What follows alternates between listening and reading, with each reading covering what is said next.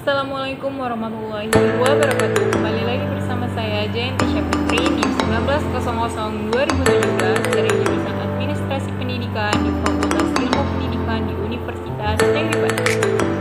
Nah, pada kesempatan kali ini saya masih membahas mengenai public relation. Nah, yang kali ini akan saya jelaskan mengenai kode etik dan sumber nilai public relation atau humas. Pada kesempatan kali ini yang harus kita pahami adalah yaitu bahwa dalam perjalanan karir atau pekerjaan seorang praktisi atau public relation ternyata mereka juga diatur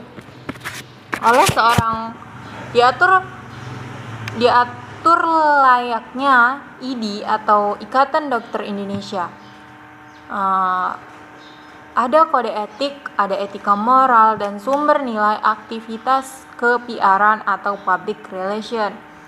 Nah, ketika mereka bekerja, jadi aturan itulah yang akan diikuti. Tidak bisa seenaknya, tidak bisa semena-mena apa yang dikerjakan, karena harus mengikuti aturan-aturan yang sudah ditentukan. Nah, kita juga tidak bisa sembarangan untuk menjalankan aktivitas ke-PR-an dengan sesuka-suka hatinya, karena di dalam suatu pekerjaan merupakan profesi internasional, maka ada aturan etika yang sudah ditetapkan secara internasional. Nah, kalau di Indonesia juga ada etika moralnya. Kita akan tahu dan kenali satu persatu seperti apa sebenarnya kode etik atau etika moral yang mengatur profesi ke-PR-an atau ke-public relationan. Nah, kita juga bisa mengenali dulu. Kita telaah dulu kode etik itu apa? Kode etik pada prinsipnya kalau kita ambil dari KBBI atau beberapa pendapat dari para ahli, kita dapat simpulkan seperti kode etik adalah tuntutan profesional yang sangat erat dengan satu kode etik setiap profesi. Jadi profesi apapun sebenarnya ada aturan yang menjadi tuntutan profesional. Nah, kode etik itu berkaitan dengan prinsip etika yang berlaku untuk sebuah profesi. Tentu saja prinsip-prinsip etika pada umumnya akan berlaku untuk semua orang juga, berlaku bagi profesi profesional sejauh mereka adalah manusia. Itu kode etik lebih jauh. Kode etik itu juga bisa dianggap sebagai sebuah tanggung jawab satu prinsip bagi kaum profesional. Nah, bahkan sedemikian pula pokoknya sehingga seakan-akan tidak harus lagi dikatakan bahwa itu adalah satu treatment aturan main yang jelas, yang sadar atau tidak sadar, suka atau tidak suka akan diikuti, karena sebagaimana diuraikan seperti yang saudara suka atau tidak suka akan dikerjakan karena sebagaimana diuraikan, kan, seperti yang dijelaskan sebelumnya. Orang yang profesional sudah ada akan dengan sendirinya. Berarti orang yang bertanggung jawab tanpa diajarkan kalau Anda adalah seorang profesional, berarti Anda adalah orang yang memang tahu tentang tanggung jawab sesuai dengan profesi yang Anda emban atau sedang Anda jalankan. Nah, prinsip yang mengatur kode etik. Nah, banyak sekali misalnya ada prinsip keadilan, Prinsip keadilan ini menuntut orang yang profesional agar menjalankan profesinya secara adil dan tidak merugikan pihak manapun dan tidak pula menyebabkan pihak tertentu hak dan kepentingan dari pihak tertentu menjadi terabaikan. Nah, khususnya orang yang dilayani dalam rangka profesinya itu terkait dengan prinsip kode etik, apalagi prinsipnya itu yang lainnya. Nah, prinsip otonomi ini lebih merupakan prinsip yang dituntut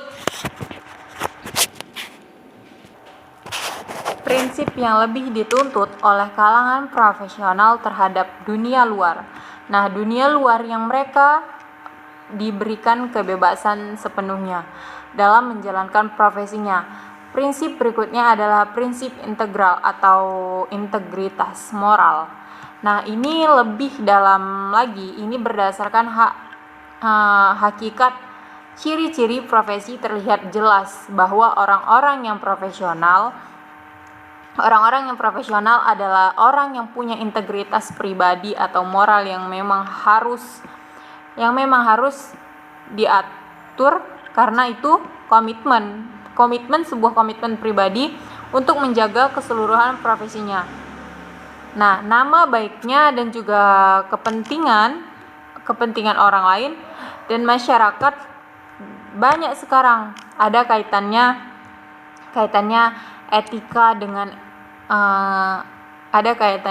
etika dengan citra, karena bagaimanapun dalam public relation tujuan utamanya adalah menciptakan, membangun, mempertahankan dan memperbaiki citra lembaga atau sebuah perusahaan. Nah, pentingnya bagi seorang praktisi humas atau public relation memahami etika, atau kebanyakan orang menyebutnya dengan sebagai pejabat humas, pejabat PR. Nah, itu kenapa? Karena itu menyangkut sebuah profil, menyangkut pimpinan dalam rangka menciptakan sebuah citra organisasi atau perusahaan, dan itu ada di tangan mereka, karena citra dan penampilan dalam kaitannya dengan etika dan nilai-nilai moral yang tadi kita bahas. Nah, itu sebenarnya harusnya sudah disadari dan dipermasalahkan sejak awal. Sebenarnya persoalan itu sudah dipersoalkan sejak lama, sejak humas atau PR ini dikonsekuensikan kelebihan setelah didirikannya International Public Relation Association. Nah, artinya ada lembaga yang membawahi seperti IDI atau Ikatan Dokter Indonesia secara internasional public relation atau humas. Nah, ini ada di suatu IPRA, International Public Relation Association. IPRA ini yang menuntut kode etik atau etika moral pada kinerja atau aktivitas ke-PR-an secara internasional yang berlaku di dunia maupun di dunia manapun, dan ini menjadi kode etik mau tidak mau dilakukan atau dilakukan oleh para praktisi PR atau public relation atau humas yang di suatu lembaga atau perusahaan manapun. Nah, ingat, IPRA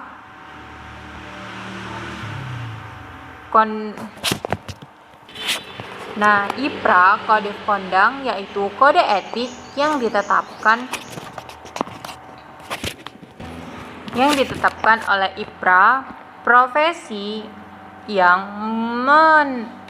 menangani ke-PR-an secara internasional itu merupakan kode etik perilaku dari Humas Internasional diterima dalam konferensinya Venice sebagai informasi pada bulan Mei tahun 1961. Nah, ada beberapa ikhtisar etika yang muncul dalam IPRA, yaitu yang pertama ada terkait dengan integritas pribadi dan profesional, yaitu standar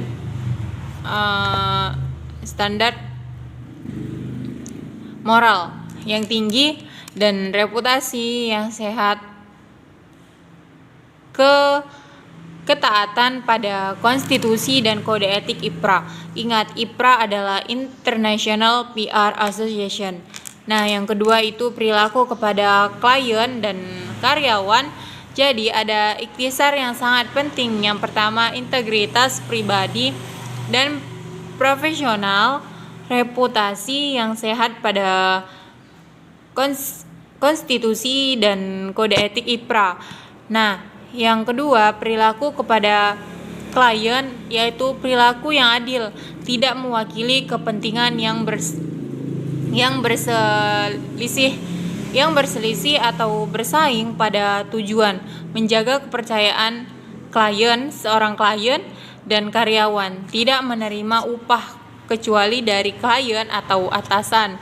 Jadi tidak menerima sesuatu di luar itu sebagai bahan untuk tutup mulut, sehingga proses keadilan menjadi bermakna suatu masalah kejujuran. Nah, menjadi terabaikan, tidak menggunakan metode yang menghina klien, menghina seorang klien lain, maksudnya adalah lawan dan klien kita, tidak menjaga kaitan-kaitan terkait dengan kondisi-kondisi yang ada dalam lapangan. Nah, kemudian menjaga konvensional yang bergantung pada pencapaian satu hasil yang tertentu. Nah, yang ketiga itu ada perilaku terhadap publik dan media. Data ini juga diatur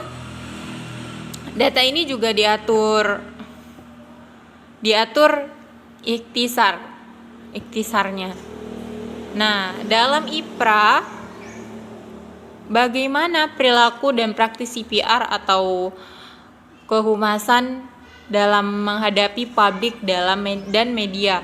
Nah, ikhtisar dalam IPRA. Jadi terkait kaitannya yang ketiga adalah perilaku terhadap publik dan media. Banyak yang diatur, misalnya adalah bagaimana sih seorang praktisi PR seharusnya memperhatikan kepentingan umum dan harga diri seseorang.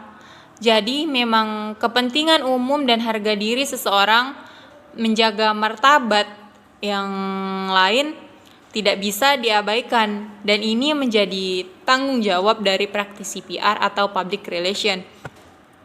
Nah, yang kedua tadi, merujuk integritas suatu media komunikasi. Jadi karena ada kerjasama yang baik, maka integritas dan kepercayaan publik. Nah, lembaga media harus dijaga. Ini bentuknya adalah dengan memberikan berita-berita terbaik, berita-berita yang memang bisa diuji kebenarannya. Nah, bukan berita-berita janji yang sebenarnya palsu, tidak pasti. Nah, sehingga apa?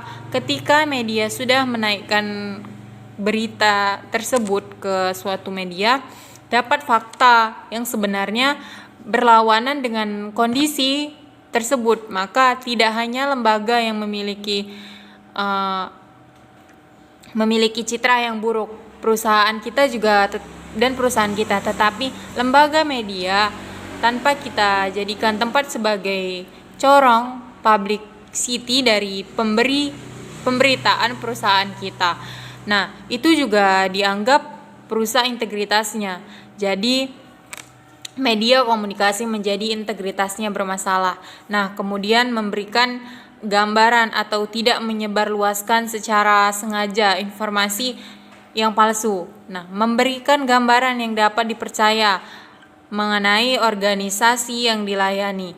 Kemudian ada kode etik terkait tidak menciptakan atau menggunakan pengorganisasian palsu yang tidak benar untuk melayani kepentingan khusus atau kepentingan pribadi. Nah, yang sebenarnya sulit untuk dipertanggungjawabkan. Yang keempat adalah perilaku dengan teman sejawat. Ternyata juga diatur dalam ikhtisar ini, tidak melakukan secara sengaja reputasi profesional atau profesional atau praktek anggota lain yang sejawan. Nah, dengan kita sama-sama praktisi PR atau public relation tidak berupa mengganti anggota lain dengan karyawan atau klien lainnya. Nah, ataupun bekerja sama dengan menjunjung tinggi dan melaksanakan kode etik ini. Ini 4 ikhtisar dari IPRA, dari International Public Relations Association.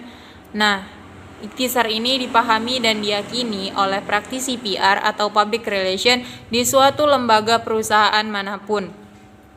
Nah, sehingga menjadikan selalu sebuah kondisi yang harus ditaati. Aturan mainnya yang tidak tertulis malah tertulis sebenarnya, tetapi prakteknya mereka sudah sangat yakin, sangat paham bahwa itu bagian yang harus mereka lewati, yang mereka laksanakan. Sekarang kita lihat lebih jauh tentang bagaimana sih etika dalam kegiatan public relation.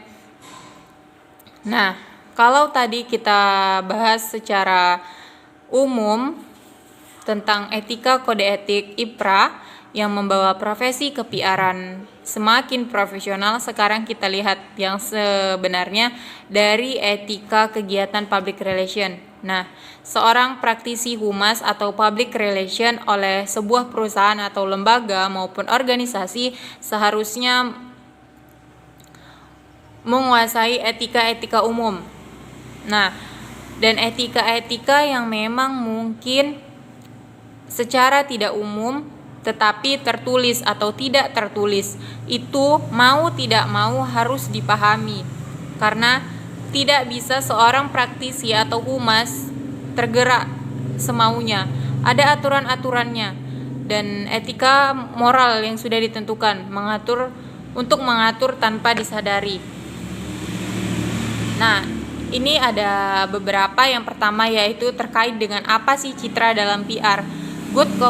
Yaitu good communication for international and external public.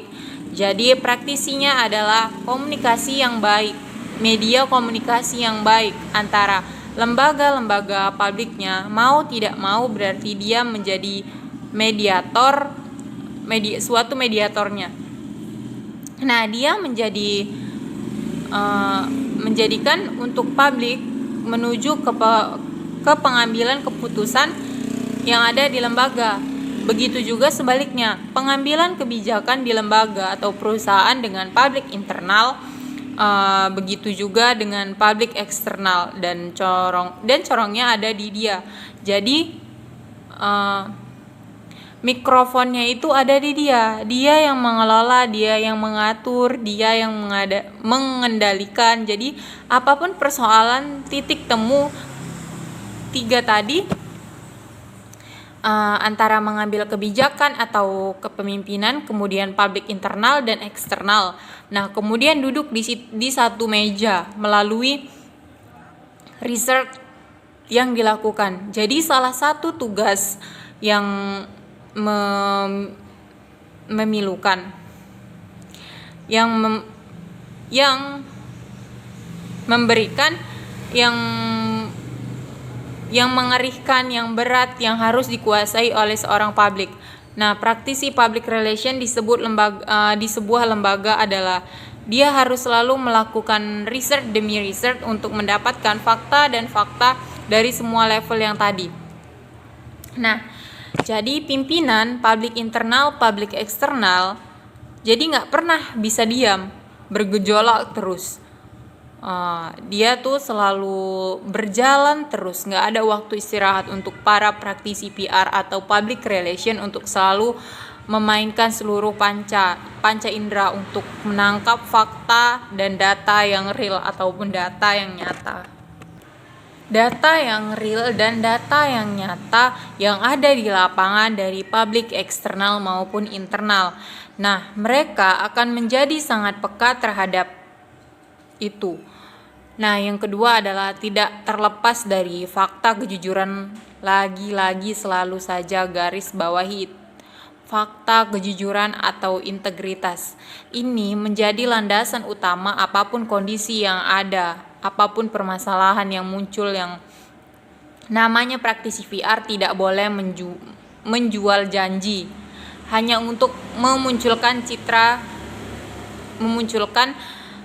yang sesat. Ingat, citra lembaga, citra perusahaan bukan sesuatu yang main-main. Memperbaiki citra yang terlanjur buruk jauh lebih sulit, butuh waktu yang lebih panjang, energi juga lebih besar, dan materi yang amat sangat luar biasa, banyak daripada pembentukannya.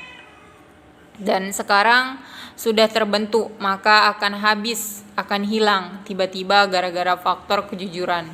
Ingat, fakta sesuatu yang kita sampaikan kalau ini tidak jujur dan sangat gampang untuk dibuktikan melalui fakta-fakta lapangan. Nah, meskipun dalam waktu yang cukup panjang, tetapi ketika itu ketemu oleh publik, oleh masyarakat, selesai sudah citra yang Anda buat tadi, dan untuk memperbaikinya sulit, maka tidak boleh lepas dari faktor integritas kejujuran. Karena bertugas sebagai seorang praktisi PR ataupun praktisi humas di lembaga, maupun kemudian yang ketiga memberikan kepada bawahan atau karyawan adanya sense of belonging atau sense wanted dan self of responsibility. Nah, untuk apa? Untuk perusahaan, termasuk etika sehari-hari dalam berkomunikasi dan berinteraksi dengan semuanya. Nah, 4 dari 10 etika dalam public relation tadi sudah dijelaskan. Kita coba lihat yang kelima. Jadi ada 10 etika dalam kegiatan public relation. Nah, penting kepada anggota dalam kelompok yang berkepentingan. Jadi memang informasi penting saja. Jangan semua informasi harus dirangkum, diulas, ditelaah, dan disebarkan. Butuh energi. Maka informasi-informasi yang dianggap penting dan itu yang diinformasikan kepada anggota atau kelompok yang memiliki kepentingannya yang berkaitan dengan informasi tadi. Nah, yang keenam yaitu menghormati prinsip-prinsip, rasa hormat terhadap nilai-nilai kemanusiaan. Jadi ada aturan main terlihat dengan nilai-nilai moral, nilai-nilai kemanusiaan atau humas. Nah, yang ketujuh itu menguasai teknik dengan cara penanggulangan kasus ke kasus sehingga dapat menarik keputusan, mengambil solusi, dipertimbangkan lagi secara bijaksana dari persoalan-persoalan yang dihadapi pimpinan dengan karyawan. Satu persoalan yang dialami oleh karyawan. Jadi ada kebijakan menguasai termasuk dan cara menanggulangi kasus itu sehingga mendapatkan solusi-solusi terbaik untuk menyelesaikan masalah yang timbul. Nah, mengenal batas-batas yang berdasarkan pada komunitas, batas dari kegiatan dari moralitas dalam profesinya, sehingga seorang PR atau public relation praktisi PR lembaga itu menjadi etika yang ke-8. Yang ke-9 itu public relation itu penuh dengan dedikasi. Nah, jadi seorang PR atau praktisi humas harus penuh dedikasi dalam profesinya, khususnya dedikasi untuk perusahaan atau lembaga, karena memang ada aturan mainnya. Pemilik dedikasi yang tinggi memutuskan bagaimana sebuah perusahaan untuk memilah mereka yang akan menjadi praktisi PR di sebuah perusahaan tersebut. Nah, butuh energi yang panjang. Yang ke-10 adalah menaati kode etik. Jadi, keseluruhan kode etik yang tertulis itu adalah apakah yang sudah diturunkan dari International Public Relation Association dan turunannya. Di setiap negara punya kode etik turunan yang dikembangkan. Nah, justru diturunkan sesuai dengan budayanya yang ada. Nah, sesuai dengan budaya dan masyarakat setempat. Begitu juga dengan di Indonesia. Kode etik profesi perhumas, namanya kode etik profesi humas di Indonesia. Nah, sekarang kita lihat, paling tidak kita paham, Anda tahu, karena ini adalah teori untuk informasi yang memang kalau ingin menjadi calon praktisi PR atau public relation di Indonesia, secara tidak langsung kode etik atau moral dari profesi perhumasan di Indonesia. Nah, harus Anda paham. Yang jelas, kita berada di Indonesia, jiwanya adalah Pancasila, Undang-Undang Dasar 1945 sebagai landasan utama dari tata kehidupan sosial kehidupan nasional, dari Piagam PBB sebagai landasan tata kehidupan internasional. Tidak ada juga dengan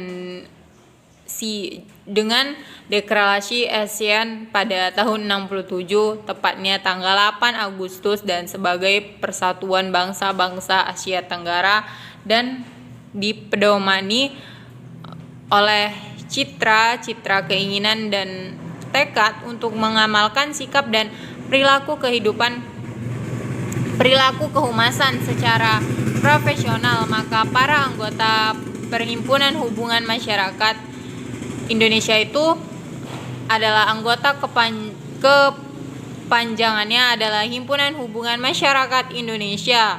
Mereka sepakat pada saat itu kode etik kehumasan Indonesia, dan bila terdapat bukti-bukti di antara mereka dalam menjalankan profesi kehumasan ternyata ada yang melanggar kode etik itu, maka hal itu sudah tentu mengakibatkan diberlakukannya tindakan organisasi terhadap pelanggaran kode etik yang sama lainnya.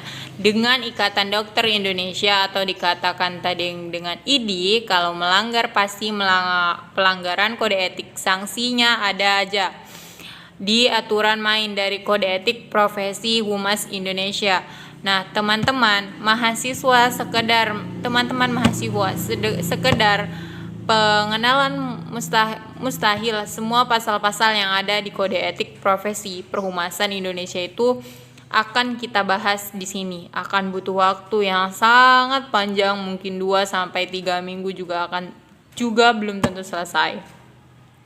Akan selesai sih.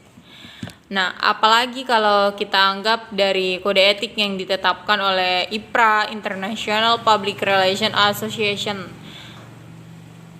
Tapi Yang jelas kita coba telaah paling tidak 4 pasal pertama, pasal 1, pasal 2, 3, dan 4. Nah, sehingga pada prinsipnya pada akhirnya Anda bisa paham, Anda bisa mengetahui bagaimana sih aturan main ketika menjadi seorang praktisi PR atau humas di sebuah perusahaan.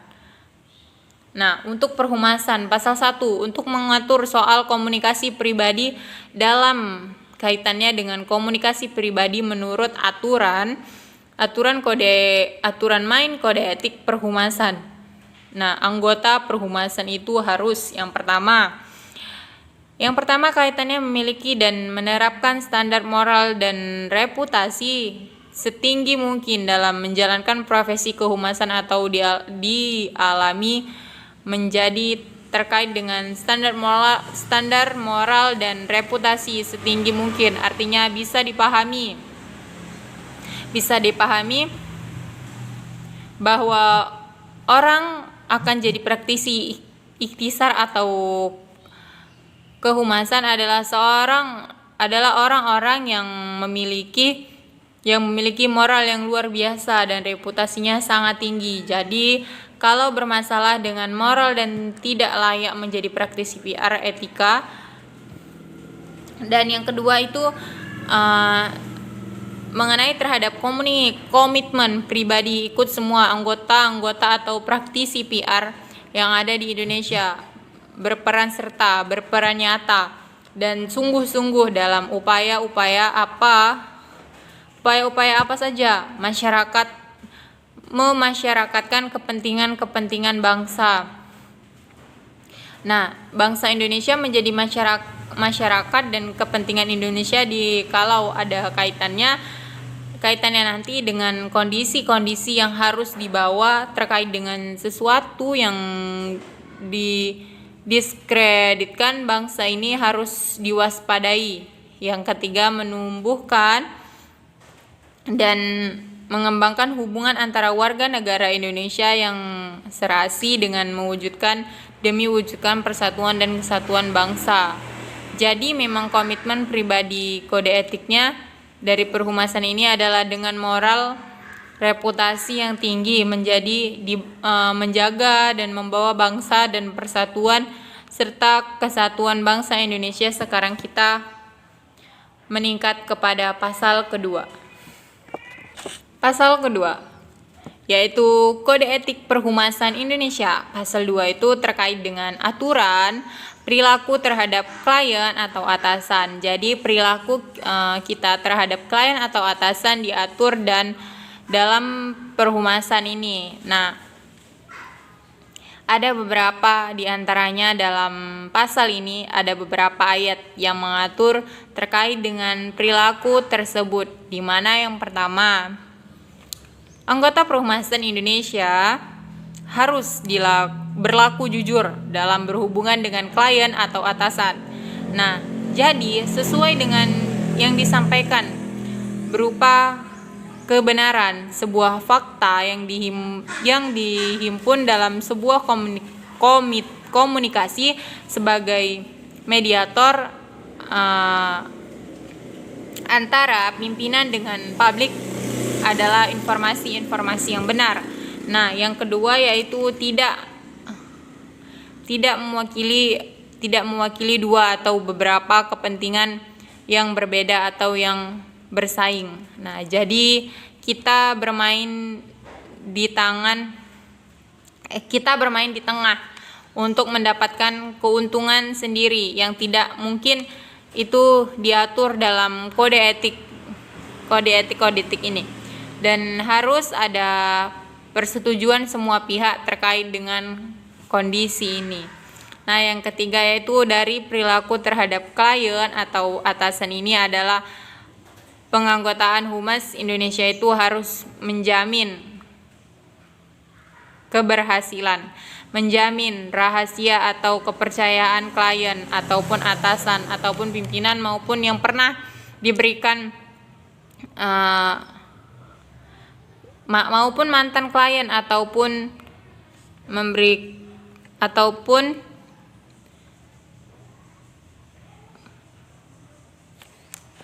ataupun seorang mantan pimpinan. Nah, jadi meskipun sudah bukan pimpinan atau klien lagi, meskipun mereka sudah menjadi mantan, nah, kerahasiaan harus diyakini untuk selalu dijaga. Dia dalam rangka menjaga kepercayaan publik terhadap saudara.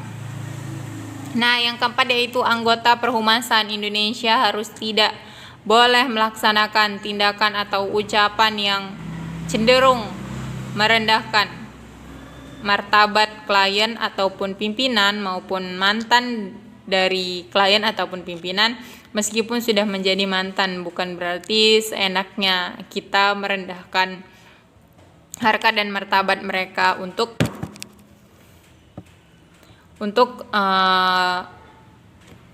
promosi, untuk mendapatkan kepercayaan dari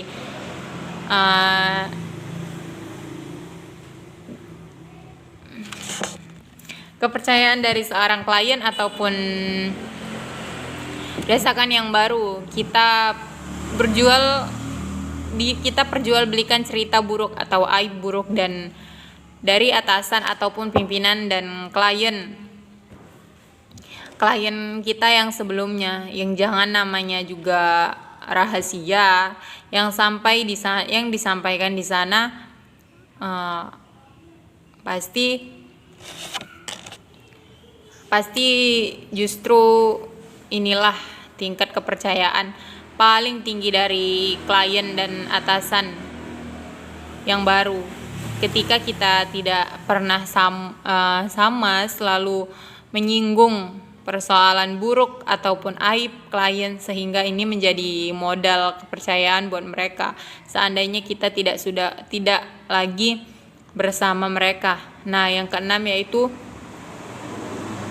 harus ada keyakinan bahwa anggota perhumasan Indonesia itu tidak akan menyerahkan pada calon klien atau calon atasan bahwa pembayaran ataupun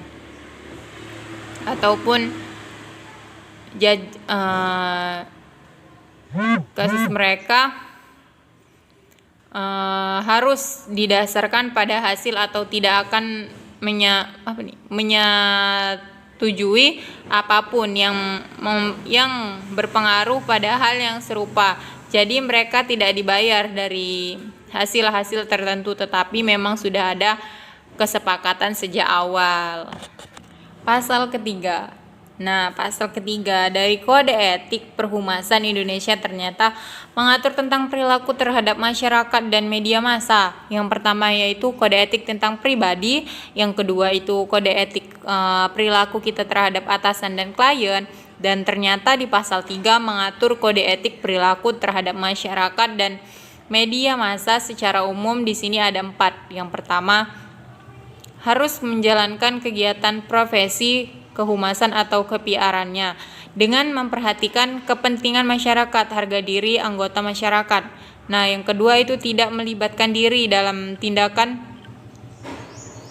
manipulasi integritas sesama maupun jalur komunikasi massa. Nah, yang ketiga, anggota perhumasan Indonesia tidak boleh menyebarkan informasi yang tidak benar, yang tidak sesuai dengan fakta empirik yang ada di lapangan atau yang menyesatkan masyarakat sehingga dapat menodai profesi kehumasan karena ketidakjujuran perilaku berita yang palsu di awal akan mudah ditemukan faktanya oleh masyarakat.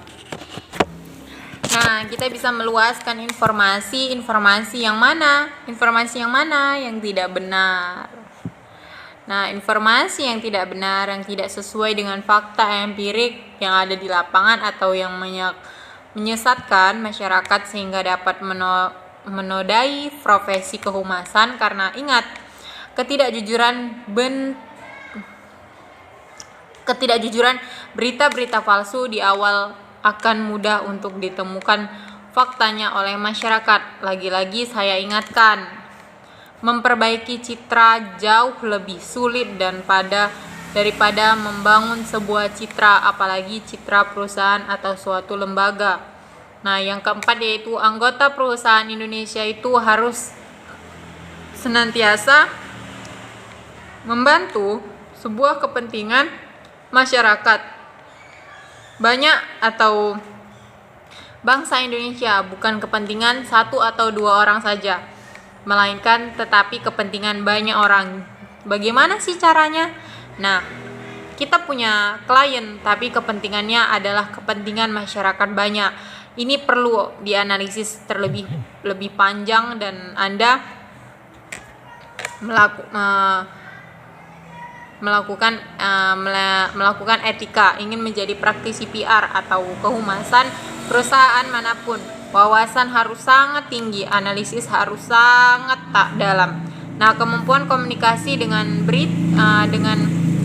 klien, dengan perusahaan, dengan publik internal ataupun eksternal harus sangat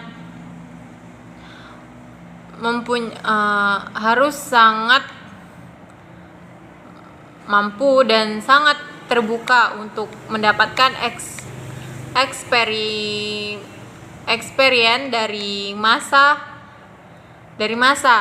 saja, karena Anda harus bergaul dari semua level publik internal ataupun semua level yang ada di masyarakat. Nah, sekarang kita masuk di bagian terakhir pada pasal 4. Nah, pasal 4 Kode Etik Perhumasan Indonesia ini mengatur soal klien secara umum. Saya coba ternyata pasal 4 ini mengatur soal perilaku terhadap teman sejawat. Ini benar-benar semuanya diatur atasan. Nah, mengatur soal perilaku terhadap teman sejawat ini kan tadi saya katakan memang benar-benar diatur oleh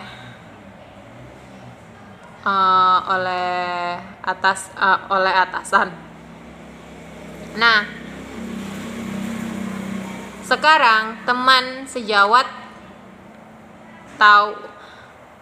tadi untuk pribadi dan untuk masyarakat. Nah, dan sekarang perilaku terhadap teman sejawat di pasal 4 praktisi kehumasan Indonesia minimal harus dilakukan 3 hal.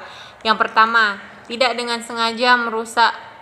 Jadi, tidak boleh dengan sengaja merusak dan mencemarkan nama baik atau reputasi tindakan profesional teman sejawat. Jadi kita bukan saling menjadi yang terbaik, karena semuanya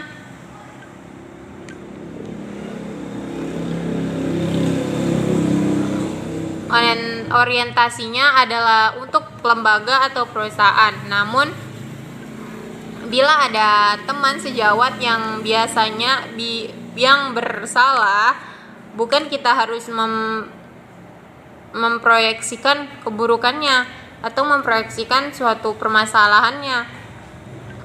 Jadi kita tidak bisa membuka aibnya kepada orang lain atau kepada masyarakat, tetapi seharusnya kalau memang ada teman sejawat yang bermasalah, yang memiliki masalah atau melakukan tindakan yang tidak etis, jadi misalnya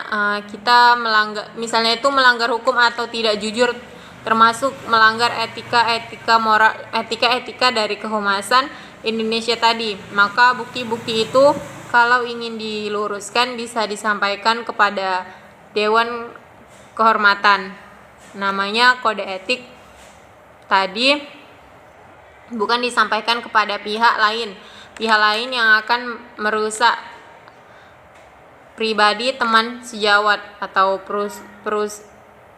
perusak lembaga secara keseluruhan, tetapi justru karena sudah ada yang mengatur kode etik, semua keperan itu disampaikan kepada Dewan Kehormatan Perhumasan Indonesia.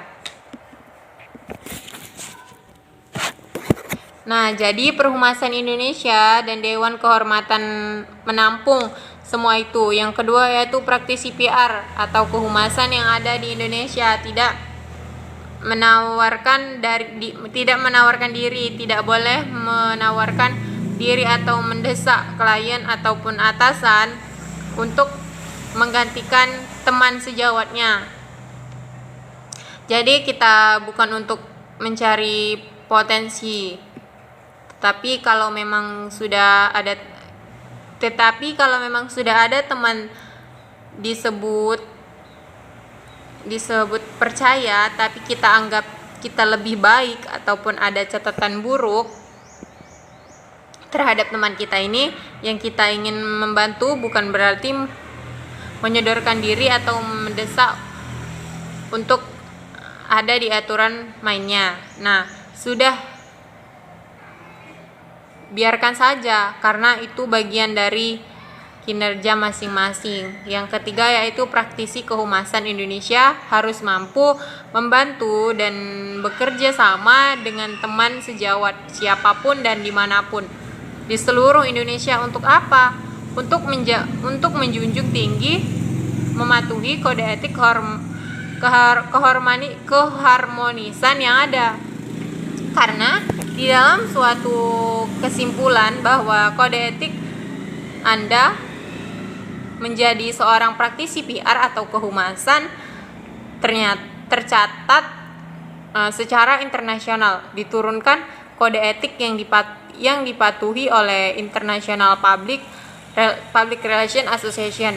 Nah, dan di Indonesia ada Perhumasan Indonesia yang mengatur kode etik perhumasan atau ke-PR-an, dan itu juga harus diikuti. Dan 4 pasal yang kita lihat tadi, pasal perilaku mulai dan perilaku atasan kepada bawahan, teman sejawat, perilaku pribadi, perilaku untuk bangsa dan media massa. Nah, tidak ada aturan mainnya dan pasti ada sanksi hukum ketika lari dari kode etik yang ditetapkan oleh Perhumasan Indonesia. Nah, mungkin cukup sekian yang dapat saya jelaskan mengenai kode etik dan sumber nilai public relation atau kehumasan. Dan lebih dan kurang saya mohon maaf, dan saya akhiri. Wassalamualaikum warahmatullahi wabarakatuh.